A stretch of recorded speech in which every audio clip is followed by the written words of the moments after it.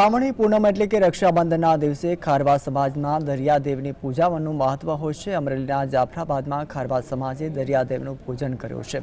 દરિયાદેવને બેડા ભરી દૂધ અર્પણ કરી અને શાસ્ત્રો વિધિ સાથે પૂજન કરવામાં આવ્યું હતું, જેમાં બહેનો પોતાના પિતા, ભાઈ, પતિ સહિત જે લોકો દરિયામાં માછીમારી કરવા જતા હોય તેના રક્ષા માટે દરિયાદેવને પ્રાર્થના કરે છે। પૂજન કરાયા બાદ આવનારા દિવસોમાં સમાજના માછીમારો બોટ સાથે દરિયામાં માછીમારી કરવા પણ રવાના થતા હોય છે।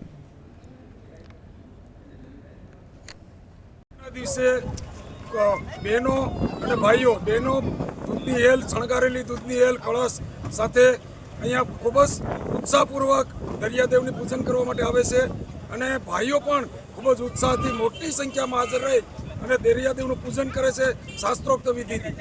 આજના દિવસે દરિયાદેવને બહેનો પ્રાર્થના કરે છે કે હે દરિયાદેવ, અમારા દીકરાનું, ભાઈનું, અમારા પતિનું તમે 12 મહિના સુધી, આખું વર્ષ સુધી તમારે એનું ધ્યાન રાખવાનું છે।